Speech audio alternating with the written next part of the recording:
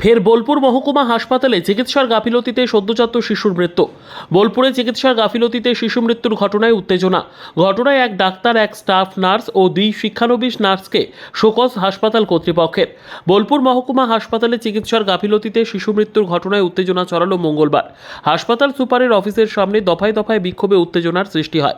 পাশাপাশি এই ঘটনায় একজন চিকিৎসক, একজন স্টাফ নার্স ও দুজন শিক্ষানবিশ নার্সকে শোকজ করেছে হাসপাতাল কর্তৃপক্ষ। ঘটনার খবর পেয়ে মঙ্গলবার ছুটে আসে জেলা সভাধিপতি কাজল শেখ। হাসপাতাল চত্বরে পরিস্থিতি এতটাই উত্তপ্ত হয়, ঘটনাস্থলে ছুটে আসতে হয় বোলপুর থানার আইসি, শান্তিনিকেতন ওসি ও পাঁড়ুই ওসিকে। সঙ্গে ছিল প্রচুর পুলিশ।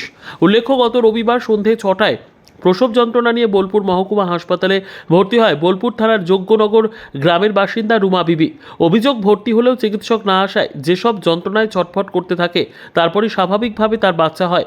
পরিবারের আরও অভিযোগ, লেবার রুমে নিয়ে যাওয়া হলে সেখানে রুমা বিবিকে মারধর করেন নার্সরা। তারপর সোমবার রাতে মৃত্যু হয় সদ্যজাতের। চিকিৎসক না আসা এবং তার সঙ্গে কর্তব্যরত নার্সদের গাফিলতির কারণেই সদ্যজাতের মৃত্যু হয়েছে, এই অভিযোগ তুলে হাসপাতাল চত্বরে বিক্ষোভে ফেটে পড়েন প্রসূতির পরিবারের লোকজন। মঙ্গলবার সকাল থেকে ব্যাপক উত্তেজনার সৃষ্টি হয় হাসপাতাল চত্বরে।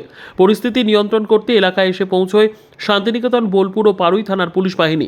পরে ঘটনাস্থলে আসেন বীরভূম জেলা পরিষদের সভাধিপতি। দীর্ঘক্ষণ হাসপাতাল কর্তৃপক্ষের সঙ্গে আলোচনার পর কর্তব্যরত চিকিৎসক ও নার্সদের শোকজের সিদ্ধান্ত নেওয়া হয়। তারপর পরিস্থিতি স্বাভাবিক হয়।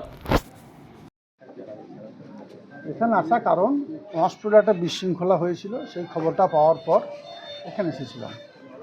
আগে আমি এসে দেখলাম এখানে আমার বোলপুরের পুলিশ প্রশাসন, যেমন বোলপুর থানা আইসি সাহেব, সিআই সাহেব, আমাদের কস্তুরী ম্যাডাম, অর্থাৎ উনি হচ্ছেন বোলপুর শান্তিনিকেতন অফিসার ইনচার্জ, আমাদের কসবা বা পাঁড়ুই ওসি, সকলে এসে উপস্থিত হয়েছে এবং বিষয়টা কন্ট্রোল করে নিয়েছে।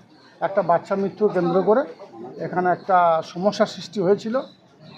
এখানে দুদিন ধরে ডাক্তার নাকি আসে নাই, বাচ্চাদের পরিবারের পক্ষে কমপ্লেন ছিল এবং আমরা সকলে মিলিতভাবে প্রশাসনিক স্তরে, আমার বিধায়ক সাহেব আছেন, বোলপুর আমাদের পঞ্চায়েত সমিতির সভাপতিও আছেন, এখানে গ্রাম পঞ্চায়েত প্রধানও আছেন, সকলে মিলিতভাবে আমরা সুপার সাহেবের সঙ্গে বসলাম, একটা মিটিং করা হলো এবং সেই মিটিংয়ে এই সিদ্ধান্ত হলো যে বাচ্চাটি মারা গিয়েছে, কী জন্য মারা গিয়েছে, কেন মারা গিয়েছে, একটা উচ্চ পর্যায়ে তদন্ত হবে এবং সিও সাহেব সহ আমরা সকলে এই বিষয়টি নিয়ে আরেকবার বসবো।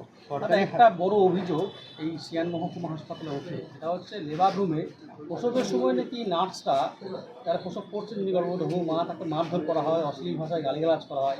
আর এই যে চিকিৎসার গাফিলতিতে এই যে রোগীর মৃত্যু বা বাচ্চাদের মৃত্যু, এটা দীর্ঘদিনের, এটা কি বলবেন আপনি? দেখুন, রোগী চিকিৎসার যে গাফিলতি, এটা হওয়া বাঞ্ছনীয় নয়। কারণ আমাদের রাজ্যের মাননীয় মুখ্যমন্ত্রী মাননীয় মমতা বন্দ্যোপাধ্যায় এই হসপিটালটা বিগত দিনে কী পরিকাঠামো ছিল, এখন কি পরিকাঠামো আছে আপনারা অবশ্যই বুঝতে পারছেন, অনেক উন্নত হয়েছে। ডাক্তারের কমিও এখানে নেই, পর্যাপ্ত পরিমাণে ডাক্তার আছে। তার সত্ত্বেও ডাক্তারের অভাবে রোগীর মৃত্যু, এটাকে কোনোভাবেই আমরা মানতে রাজি নই। যার জন্য আমরা বসেছিলাম সুপার সাহেবের সঙ্গে এবং অল্প এক থেকে এই সপ্তাহ বা তার পরের সপ্তাহের মধ্যে আমরা এখানে জরুরি একটা বৈঠকে বসবো এবং প্রশাসন লেভেলের ডিএম সাহেব থেকে শুরু করে সকলে মিলিতভাবে এখানে বসবো এবং আলোচনা হবে এবং মিনিস্টার সাহেবও থাকবেন। আলোচনা সাপেক্ষে যে বিষয়গুলো কমতি আছে, ঘাটতি আছে, সেগুলো পূরণ করা হবে এবং আমার মনে হয় এখানে ডাক্তারেরও কমতি নেই, এখানে পরিকাঠামোগত দিক দিয়ে কোনো অভাব নেই। তার সত্ত্বেও রোগী মৃত্যুর কারণটা কি, সেটা বসে আলাপ আলোচনার মধ্য দিয়েই আমাদেরকে বের করতে হবে। আপনাদের কি অভিযোগ এসছে যে সদ্যজাতটা মারা গেল, কি অভিযোগ এসছে? এখানে যে অভিযোগ এসছে, দুদিন নাকি ডাক্তারবাবু আসেননি। দ্বিতীয় অভিযোগ এসেছে সিস্টাররা ঠিকঠাক বিহেভ করেনি।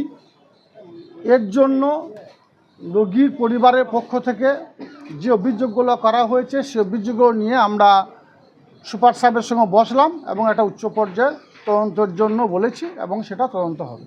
দাদা বলছি, দেখা যাচ্ছে